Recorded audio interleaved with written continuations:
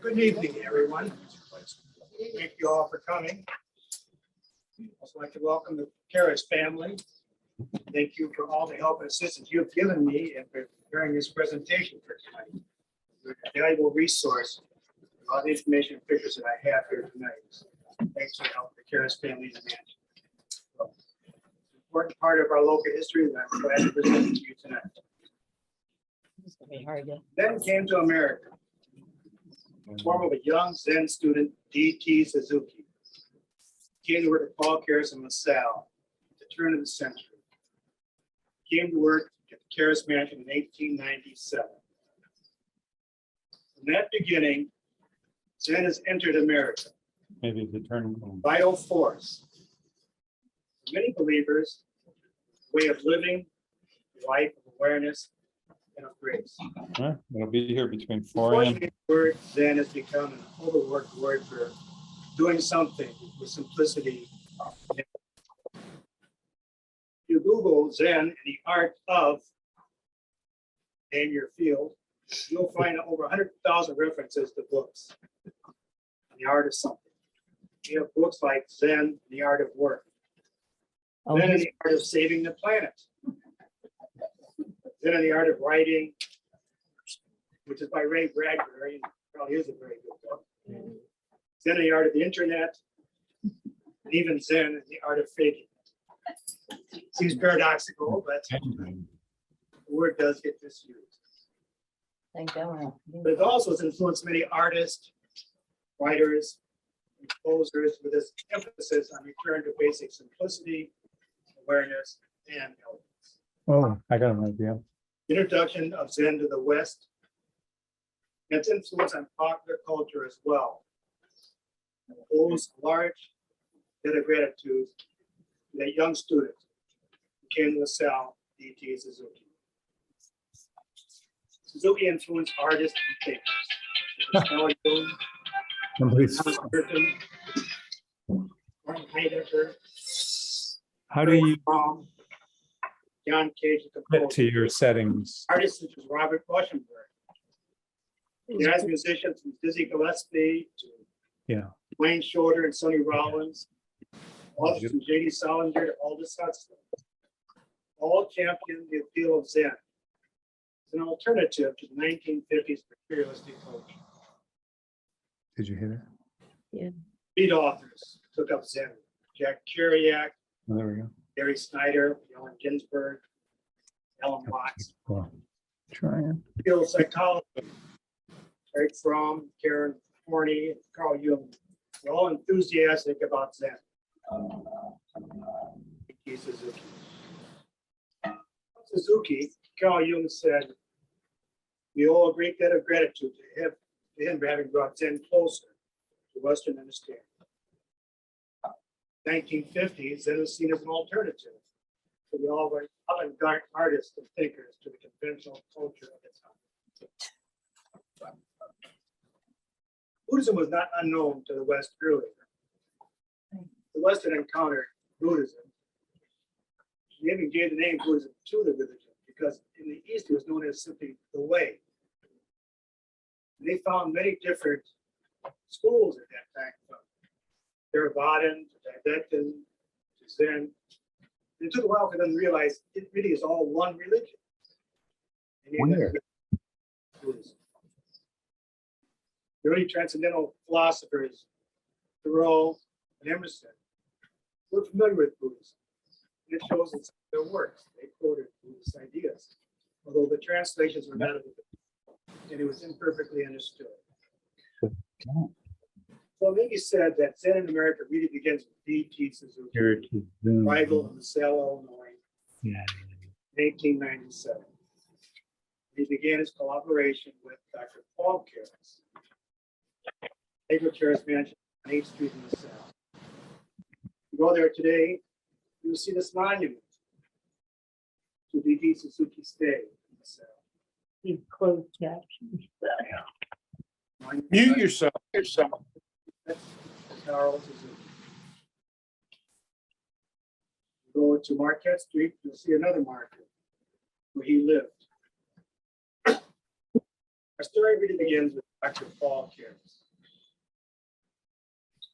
who was born in Germany in 1852. He studied philosophy under Schopenhauer and obtained a PhD in 1876. In 1886, he left Germany because of his liberal views, according to the biography published in the Open Court Press. He immigrated to the United States and lived in Chicago, where he met Mary Hagler, daughter of Edward Hagler, another German immigrant who lived in LaSalle and ran the Madison Hagler Zinc Company. Paul Carus married Mary, and they moved into the Hagler-Carus mansion. LaSalle. Paul was the first editor of the Open Court Publishing Company, founded in 1887 by his father-in-law, Edward Hagler. Paul described himself as a theologian rather than a philosopher. But he had a spiritual crisis with Orthodox Christianity. He abandoned formal religion. He was accused of being an atheist. His response was, "I'm an atheist that loves God." He believed in what he called the religion of science. He was also an advocate of interfaith dialogue. The World's Parliament of Religions met in Chicago in 1893. He gave an address on his ideas. This is a picture of the World Parliament of Religions. And the circle is Suzuki's teacher, Soyen Shako. Dr. Carus said to the assembly, religion is indestructible because it has an innermost conviction of man. His conduct. Religion gives us the bread of life. God to me is not a supernatural person. God to me is an ideal moral import. He is the life of our life. He is the power that sustains the universe. He is the law that permeates it all. Such is the God of science. Science is divine. Science is a revelation of God. There's a quote given in his book, The Gospel of Buddha. The World Council of World Parliament of Religions was the first global ecumenical gathering of its kind. It brought to America for the first time Asian religious leaders and teachers. Soyen Shako, Renzai Zen master, was one of the Buddhist delegation. Like I said, he was circled in the picture. Soyen spoke to the assemblage when he said, like all through the Japanese teapots, teacups, are silk fabrics, pictures of fans, but all these are only materials which fire and water can destroy. Rather, I offer you something which fire and water cannot destroy, the best of all my possessions, Buddhism. Also brought with them copies of the Buddhist sutras, Chinese, translations made from the original Sanskrit. He hoped to have them translated into English. Regretted there was no Mahayana doctrine that translated. In order to understand Mahayana or Zen, Shako Soyen said, it would be necessary to learn Chinese or Japanese. Or alternatively, Japanese would have to learn English. After the parliament, Soyen, another Buddhist priest, spent a week with Hagler and Carus at the mansion in the south. Soyen, Shako at the mansion.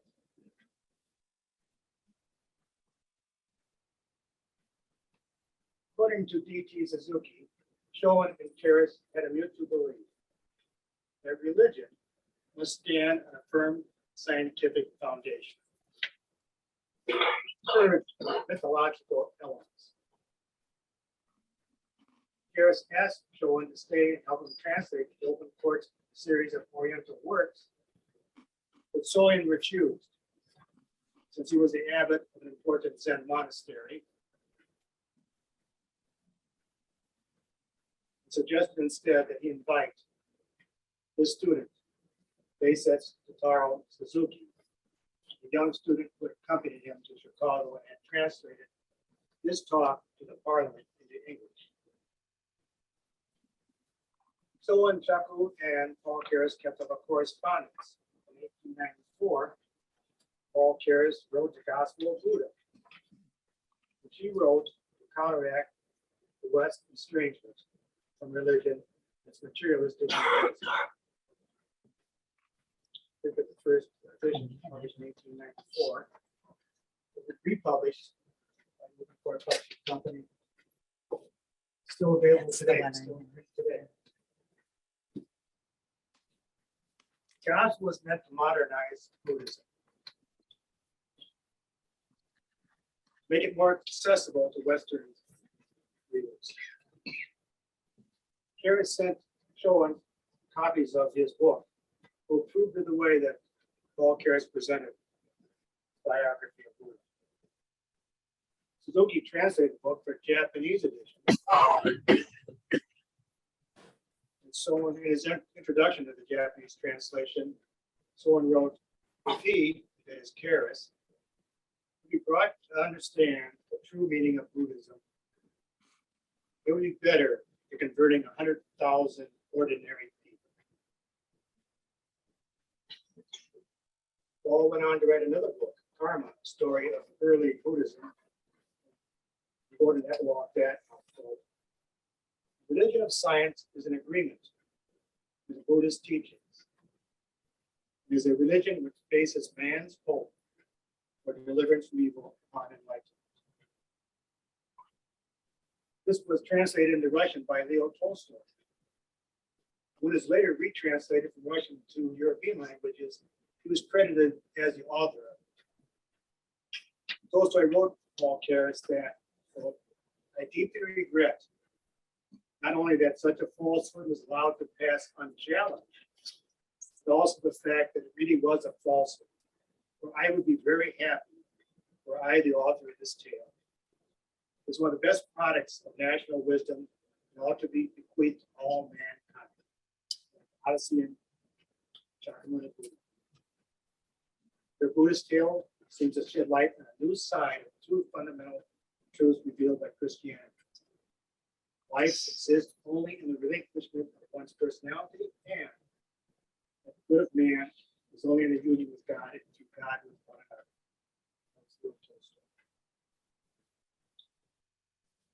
Tolstoy. TSuzuki, the Soyen's translator, the student was born in 1870. His father was a physician, a member of the samurai class. His father died when he was 6. Suzuki grew up in genteel poverty. He taught himself English from books. Found a job teaching English in a small village. It's only when he came to America that he realized that although his vocabulary was good, his grammar was Japanese. And he learned the language. When his mother died in 1890, he moved to Tokyo, where he went to university. His family belonged to the Renzai school of Buddhism, that most samurai. When he was in Tokyo, he studied with Shako Soyen. And as he said, accompanied him to the Parliament of Religions in 1893. Suzuki was chosen to go to America to work with Carus. He had not yet achieved the Renzai's called Kensho, or enlightenment, which is a stage in their practice. It's very important if you're going to go on to teach. For his last retreat, Suzuki threw himself into his practice, trying to achieve the final stage of enlightenment. He achieved realization when he heard a bell ring. He sat in deep concentration. And he woke to a breakthrough of no longer being separated from oneness. He wrote that as he walked back from the temple to his quarters, the trees appeared transparent in the moonlight. He felt transparent also. He went to his teacher the next morning, and so on, then confirmed his realization. He gave him the name Day-sense, which means great simplicity. Or, as Suzuki would later joke, it also means great stupid. He was now ready to travel to America. Ready to make from work with Carus, its open court publishing company. Soyen wrote Carus in February 1897. My dear friend, TSuzuki will leave Yokohama and be expected. Visit you at LaSalle if everything goes well. He is an honest and diligent Buddhist. Yet, he is not thoroughly yet versed in Buddhist literature. So off, Suzuki was on his way to LaSalle. In 1897, he was 27 years old, with a precarious financial position. To support himself, he now had the opportunity to work with Carl Jung, translating Buddhist scriptures and publishing them in the Open Court Publishing Company. Open Court Publishing Company was founded by Edward Kegler, as I said earlier, and it still continues today to publish ideas on philosophy and science. Paul Carus was the editor of it. At that time, they published many leading philosophers, such as John Dewey, Bertrand Russell, Charles Peirce. He was also one of the first publishers to bring out inexpensive versions of the classics, such as Aristotle, Spinoza, Kant, and Leibniz. Carus now wanted to use the publishing company to publish works of Buddhist scriptures. Suzuki was a key to making this happen. One of the first projects was to translate the Tao Te Ching into English. Tao Te Ching was attributed to Lao Tzu, written about 400 BC. It's a fundamental text of Taoism, greatly influenced Buddhism and Confucianism. Lao Tzu literally means wise old man. So we're not sure who the author really was, but is a treasure chest of Eastern philosophy. Now, Carus knew no Chinese. He wanted the translation to be a scholarly one. He had Suzuki provided character by character gloss of the book. Suzuki wrote of their first collaboration that, quote, the Chinese are masters of reproducing the most subtle changes in their innermost feelings. Thus, in order to translate passages from the Tao Te Ching, they had to explain to Dr. Carus the feeling behind each Chinese term. But being a German himself, writing in English, he translated those Chinese ideas into abstract conceptual terms. Only I'd been more intellectually equipped then, I might have been better able to help him understand the original meaning. Besides helping Dr. Carus translate, Suzuki's other duties were doing chores around the house and helping out. He described his daily life in a letter written June 11, 1898. Every morning, I go to the editorial office to translate the Daijo Kishin Ran. This is the awakening of faith in Mahayana. It's an early classic Mahayana text. I'll just note that Mahayana is a school out of which Zen Buddhism begins. It was later developed in Buddhism. Original Buddhism was Hinayana or Theravada, which was the original scriptures.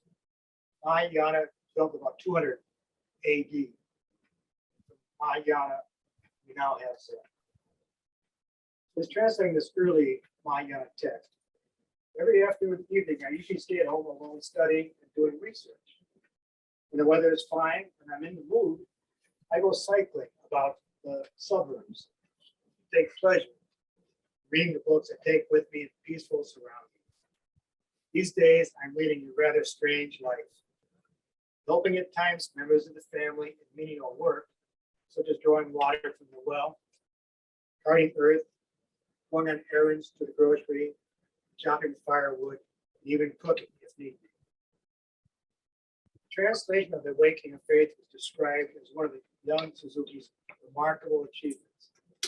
Ranks as a pioneering work by a Japanese scholar Buddhist scripture in Chinese. Suzuki describes his work in the above letter as follows. Translation of Awakening to Faith is so difficult that at times I feel like stopping. Truly, it is an ordeal for me. The Chinese translation of the Tang version, which I asked a friend to send me today, I'm pleased to begin a comparison versions. While I roughly translated the whole text, I presume the final form cannot appear unless until all manuscripts have been subjected to several more revisions and corrections. It is a remarkable work, eternal and remarkable in value. This work in LaSalle later served him well after he left LaSalle, because as he became a teacher of Buddhist studies, he was noted for translating early Buddhist works that were difficult and brought them into the modern world. For example, the translation of the Lakapatara Sutra was the first in the original Sanskrit. He also translated the Heart Sutra and the Diamond Sutra, all essential Mahayana texts. Still, his efforts were not easy. He wrote in October 1898, I am as ever feeling quite fine. Whiling away my time, doing I know not what in particular. I've submitted the English translation of The Awakening of Faith to Dr. Carus, having copied it out meticulously. Although he says he will go over it one of these days, I do not know when he will actually do so, since its words are as unpredictable as the autumnal sky. Oh, it seems I have to wait for the right beginning of time, as everything depends upon him. As quoted in an essay written in 1966 about Suzuki's time in LaSalle, showing Bonded, published in Eastern Buddhism. So for his work, Suzuki received a salary of $3 a week and room and board. He lived in a home on Marquette Street, LaSalle, with John Ramsey, who was an engineer at the company. In addition to its translations, there's a quote from the essay by Bonded. He took the picture back to Suzuki in Japan in 1966. Suzuki explained, that's it. Putting in the right corner window. That's the one he used to wear. It's still there today. The film crew visited it yesterday. Took some pictures.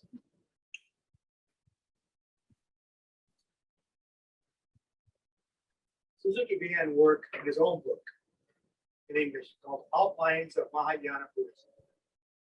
It's going to be a groundbreaking study of Mahayana Buddhism. Suzuki with the family.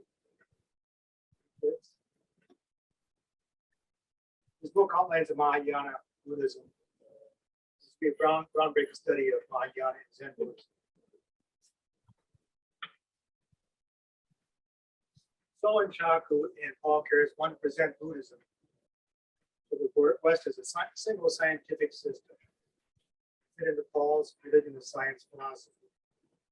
Suzuki, on the other hand, is interested in the evolutionary nature of Buddhism, and in his book, Outlines of Mahayana Buddhism, he set forth to do this. As you know, Buddhism originally began in India in 500 BC, the teachings of Shakyamuni, who later became known as the Buddha, or awakened. From there it spread to Tibet, China, Southeast Asia, Mongolia, Japan, and Korea. Each country it spread to, it adopted itself to the local religions it found. So Tibet, it merged with the Bon. China, Taoism, influenced Buddhist thought. Taoism based upon the Tao Te Ching. As a result, John, or what we know as Zen, was the result. Even now, as it's come to the United States, it continues to evolve.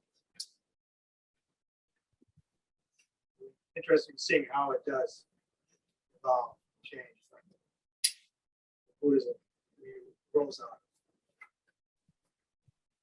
Suzuki in his book then outlines Mahayana, unfold together the various Mahayana doctrines into one comprehensible category.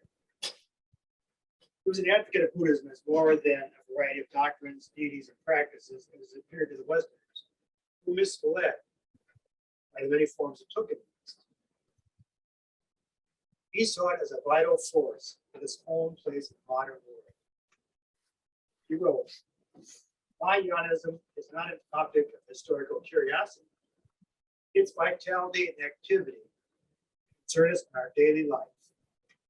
It's a great spiritual organism. Its moral and religious forces are still exercising an enormous power over millions of souls. And its further development is sure to be a very valuable contribution to the world progress of religious consciousness. While he worked on his translations and his own work, he was engaged in a publishing company as editor and proofreader. There he acquired practical knowledge needed for the publication of books and magazines. Later in his career, he founded the periodical The Eastern Buddhist, which is still published today. It's a leading journal of Buddhist studies and thought, and he wrote that in English. That journal had beginnings in LaSalle. Letter dated June 10th, he wrote, incidentally, I've learned to use a typewriter recently. Sometimes I do some work for Dr. Carus. Please understand I am not bothered about the kind of work I do at present, for everything serves to earn my livelihood. It's not my task to write for the open court regularly. There's need for review concerning Japan or an essay related to Buddhism. Only then do I take up my pen upon the request of Dr. Carus. Imagine, if you can, a sensitive young man of 27 coming from Japan, which has only been recently opened to the West, coming to America, coming to LaSalle. He was ambitious. He wanted to find himself, and now he's in a foreign environment in a Western culture, much different than the Japanese culture he was using. Carus and Hager tried to make this transition easier for him and to stimulate him and help him to adjust to Western living. Carus encouraged Suzuki to enroll in John Dewey's philosophy class at the University of Chicago, but Suzuki found the entry fee of $25 to be too expensive. Philosophy courses he did take there, he said, were no more interesting than he had learned in Tokyo. They could learn more if it was. Carus also from his duties, so he could go to Chicago, go to churches up there. He went to Christian churches, Unitarian churches, Swedenborgian churches, Quaker Society of Friends churches, many other churches to learn about religion in America. Hager and Carus also wanted money to travel around America to explore his options. He tried to apply for an academic position at the Ivy League school in the East Coast, but nothing came of it.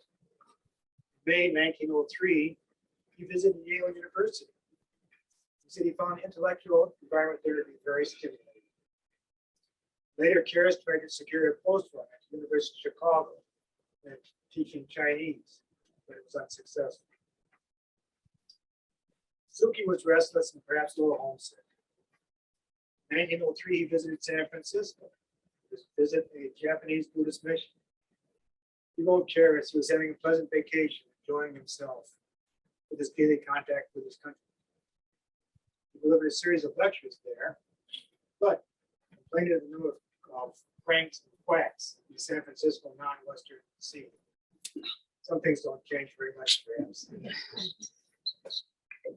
He wanted to westernize the Japanese Buddhist literature using the Gospel of Buddha written by Paul Carus. And he wrote Carus asking for permission to use some of his passages and put into a metrical form to put together a Buddhist liturgy for the Japanese.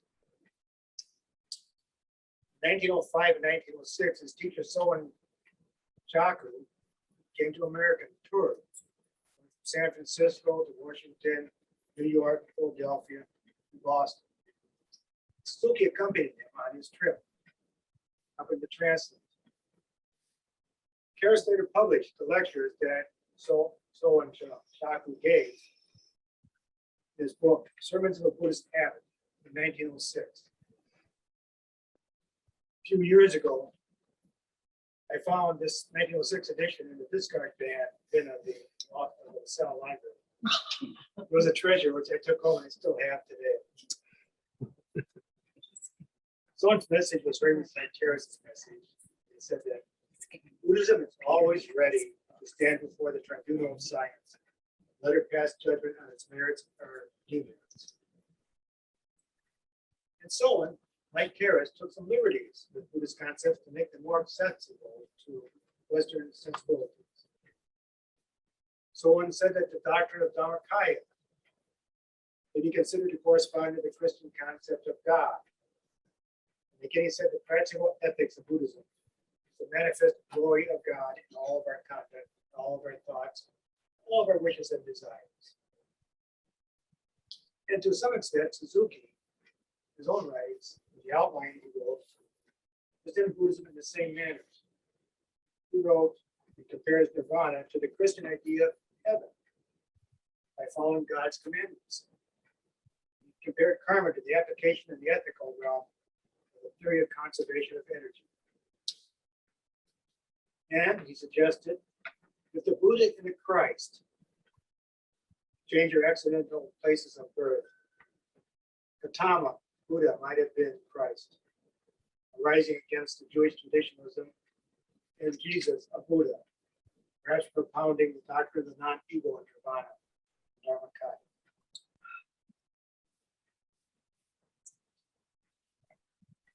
These are his letters, which he wrote back to Mr. Hegler, talking about Buddhism presenting its positive doctrines more than its negative side. This speculation is consistent with Carus's spirit of religion as universal, perennial, but the form of the religion specific to the place and time it was founded. With regard to science, Suzuki was also influenced by Dr. Carus. He said that religion and science do not work. When they do not work, with mutual understanding are often one-sided. Carus was aware of his influence on Suzuki. He had some apprehension about it, saying, I've gone over some of the translations of Mr. Suzuki. My only fear is that I've impressed him too much with my own philosophical conceptions. Suzuki saw that the spirit of religion is that element of religion which remains unchanged throughout successive stages of development, transformation. While the form is the external shell, which is subject to modification required by circumstances, its essential spirit remains vital and active. As I quoted earlier in his discussion of the evolution of Buddhism, he saw the changeableness of religion as dependent upon place and time, but its vitality and ability to continue to exercise power over millions of souls as a sign of the progress of religious consciousness. Suzuki believed in the transformational power of religion. Those dividing elements of religion come from within and consist in this mysterious sentiment that lies hidden in the deepest depths of the human heart. That, when awakened, shakes the whole structure of personality, brings about a great spiritual revolution, which results in a complete change of one's world conception. It may be said that Carus wanted to bring the best elements of Buddhism into Christianity, whereas Suzuki wanted to bring the best elements of Christianity into Buddhism. My criticism of Suzuki is that the picture of Buddhism he conveyed to the West towards his career, even after he left LaSalle, was he stripped it of its traditional vocabulary, removed its ritual and religious aspects, to make it more universal and accepted. He downplayed the role of meditation as a means of attaining realization. He emphasizes the goal of realization or enlightenment, but de-emphasized the process of arriving there, which is meditation. The other major school in Japan, besides the Renzai school that Suzuki belonged to, is the Soto school. The Soto school emphasizes koan practice as a means of achieving realization, whereas Soto relies upon meditation. Suzuki dismissively referred to Soto's meditation as quietly facing the wall, which misses its transformational qualities. He also criticizes Soto Zen as being overly intellectual. These two criticisms were picked up by Alan Watts in the 1950s in his popularization of Zen, in particular his book, The Way of Zen, which also downplayed meditation and went further to criticize the study of Buddhist texts as being too intellectual. His popular writings led to a misunderstanding of Zen, I believe, in popular culture. Suzuki recognized this. Later in 1960, he wrote, "This popularization of Zen, which is superficial, neglected the study of teachings in favor of an anything goes attitude, was wrong. The idea that anything goes as long as it feels right is not Zen. They mistook freedom for license, and religious realization for libertarians." Suzuki finally left LaSalle in February 1908. He didn't return to Japan immediately. Thanks to Edward Hegler and Carus, he spent a year in Europe, funded by them. His travels, he made connections with scholars and other thinkers, and he continued working on writing. He completed a series of articles on classical Chinese thought for the Open Court Publishing Company. He remained in contact with Paul Carus through correspondence, as well as relatives here in Japan. He returned to Japan in 1909. He had no livelihood. He contemplated returning to America to work for the Open Court, but Hegler died in 1910, and he lost his source of funding. He went to work teaching English and eventually found a university post in Japan. He met an American woman, Beatrice Lane, in 1907 when he was traveling with Soyen and Shako as lecture student. They remained in contact throughout his time in America, and they later married in 1911 when she moved to Japan. There, she assisted in his studies, and together they published English Buddhist Journal, which is an English language journal that was very influential. Picture of Shako Soyen, Suzuki, and their adopted son Alan. More of the Suzuki Kanakawa prefecture. 1950, after Beatrice's death, Suzuki returned to America. He lived in New York and taught at Columbia University. He lectured on Buddhism there, and his series of lectures were very influential to the New York intellectuals of the time. From John Cage was a student of his, composer. Other Westerners such as Carl Jung, Martin Heidegger, and Thomas Merton all were in correspondence with Suzuki. And of course, the deep Buddhist, Jack Kerouac, Allen Ginsberg, and Gary Snyder, the beatniks of the 50s, took up the popularized idea of Zen. Jack Kerouac, the author of On the Road, check out Suzuki's eyebrows.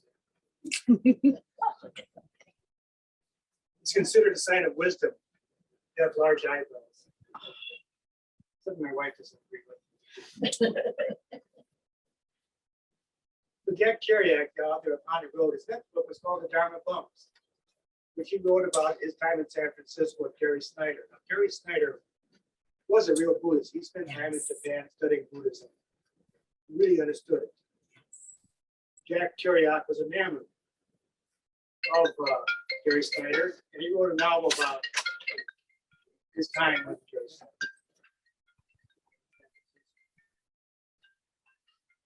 Of course, is Allen Ginsberg. So one night on the town, Kerouac and Allen Ginsberg, after a party, decided, hey, wouldn't it be cool to go knock at Suzuki's door? So he did. He entered the door. Suzuki handled the situation with true Zen equanimity. Kerouac wrote of this meeting as follows. He had long eyebrows, as everyone knows. Put me in mind of the saying in the sutras that the Dharma, like a bush, is slow to take root. Once it takes root, it grows huge and firm. He sat behind a table, looked at us silently nodding. I said in a loud voice, because he told me he was a little deaf, "Why did Bodhidharma come from the West?" This is a classic Zen question. Yeah. Yes, in Chinese, Bodhidharma was the first patriarch who brought Buddhism to China. The implication is, why did Buddhism come to China? Why did it come to America? Suzuki made no reply. He said, "You three young men sit here quietly and write some hakus. I'll go make some green tea." You might have thought some green tea might be a good answer for the alcohol. He rose the green tea and cracked old soup bowls. And when we left, I said, "I'd like to spend the rest of my life with you." He held up his finger and said, "Sometime." Oh, Suzuki returned to LaSalle in 1957 as a guest of honor at the Paul Carus Memorial Symposium. It was a homecoming for him. He was warmly welcomed by the children of Paul Carus, who were youngsters when young Suzuki knew them. Later, Elizabeth Carus, one of Paul's children, would say that the children called Suzuki Teisan, his name was Totaro. And she remembered him as being skillful, exercising at the iron bar in the gymnasium in the basement. At the symposium, Suzuki recalled how he used to accompany Dr. Carus in his motorboat up the Illinois River, Starved Rock. He was gratified to see the natural beauty of Starved Rock had been preserved so well. He also said he agreed with Dr. Carus, Mr. Hager, that religion must stand on scientific foundations. But he added, "For it's possible for me to talk to them now, I would tell them my ideas have advanced from there somewhat. I now believe that religion based upon science is not enough.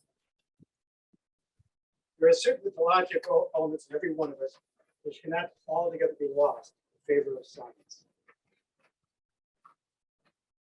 It was in LaSalle that Suzuki came to the vision that would guide his life and his mission of bringing Buddhism to the world. In LaSalle, in 1980, he wrote his teacher, Soyen, what he had learned in LaSalle. He said, "Karma is beyond our thought. An idea that has no immediate effect, after being received by someone, may be of later help to him in entering the way of enlightenment. All of a sudden flashing across his mind. The merit of hearing Buddha's teachings even once is infinite. Even if one falls short of believing it, it refers to this truth. My secret wish that if my thoughts are beneficial to the progress of mankind, good fruits without fail grow from them in the future." Shogun Bando visited LaSalle in 1966 to meet the Caruses, see the mansion, learn about Suzuki's time here.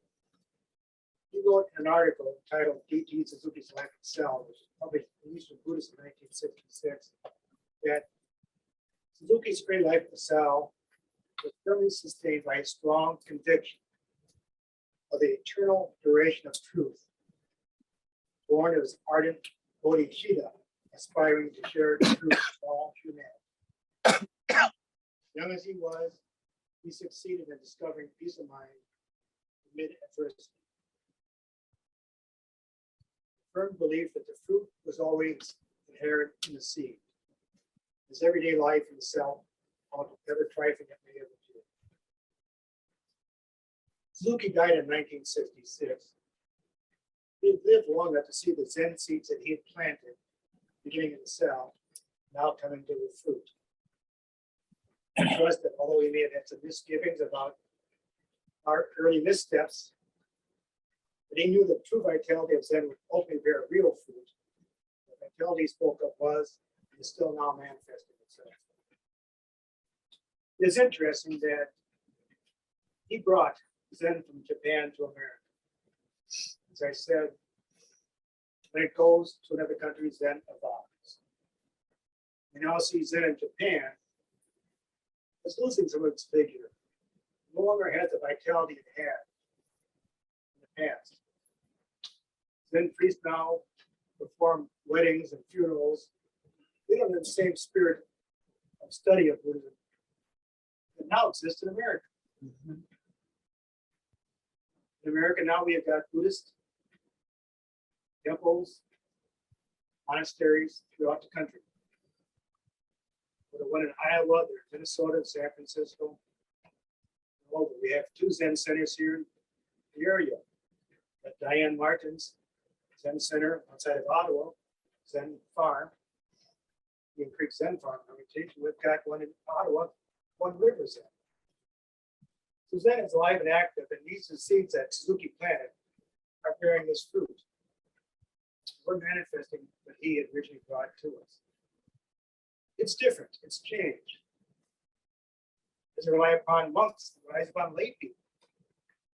In Japan, women can only be nuns. In America, they are priests. Much more egalitarian about that than they are in Japan. So, Suzuki's right. No matter the time and circumstances of religion, its true vitality will always manifest itself and adapt to local circumstances. We have that now in America. We'll carry on that tradition. So I thank you for your time and for your attention.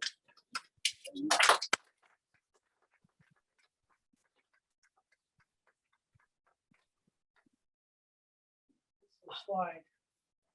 2010. Matsuhara Watani was the vice mayor of the city where Suzuki came from, came to Carus to visit. And we met there Diane Martin, who's my teacher here tonight.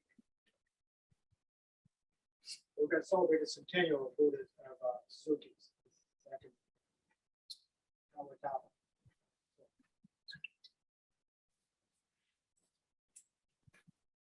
Here's a handout you may have seen on Asian History Month from the Carus Mansion. There's the Gospel of Buddha, which has a lot of the information I gave tonight in there. It's a wonderful introduction. Book, How the Swans Came to the Lake, is a history of Buddhism in America, also has a lot about Suzuki. Just to give you an idea, this is a book by friend of ours, Diane Cecil Paul Cooper, Psychoanalysis and Zen Buddhism. Zen Buddhism is very much alive in America, the sciences and the arts. Yes. Maybe I can, I'm gonna just talk. Yeah. Thank you, Bob. That was a very interesting talk. I learned a lot about Suzuki and Buddhism. We would love to invite you to give this lecture at the mansion when you have time. I think that would be a good event. Yeah. So kind of interrupted that because of this unfortunate illness our friend had. And one of the things I wanted to let everybody know, there's a film crew here, as you noticed. Thanks for coming, guys. There's an exciting thing that we're doing at the mansion. You know, some of you, I don't know if all of you know about the mansion or have been there, but it's the historic home of my great-great-grandfather. And we're struggling to keep it open and keep it operating. And one of the things that we're trying to do is actually let people know about the history of Buddhism in America that started at the mansion. And come to find there's Buddhists in our own community, quite a number of them, more than I realized actually. And so we're making a film with the help of a filmmaker who, maybe some of you saw the series of the Starbuck Murders on HBO. So the filmmaker who made that series of films is a Buddhist, and he wants to really tell the story about how Buddhism came to America. And we're working with him on that, and he's already done a bunch of filming. He's interviewed my dad, and Yeah, and it's David Raculia. So I don't know if you know that name, but he's a local boy who was the son of the prosecutor who prosecuted the person that committed murder. I don't want to take the time away, but I just wanted to let you all know that we're making this film, and it's an exciting project. So that's why Matt and Jeremy are here. They're creating footage as we speak, and and you're invited to come and be a part of the project in some way if you're interested. Let us know if you have ideas. If you're interested, we'd love to hear it. Yeah, let us know. Thank you, Bob. I think it was really great that you had this lecture here tonight. And again, you're welcome. I'd like to thank the mansion for all your help. A lot of these pictures came from the mansion, and your help has been invaluable in putting this together. Mansion is a wonderful place. You should all be proud.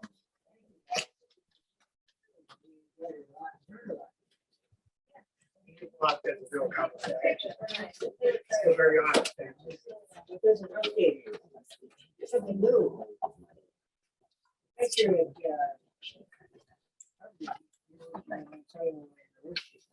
so one piece here, Carus, he's sitting right next to the archives, 100,000 letters.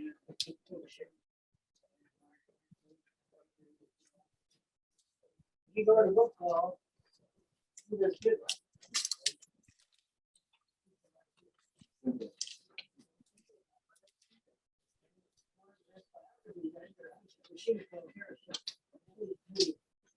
This is my girl.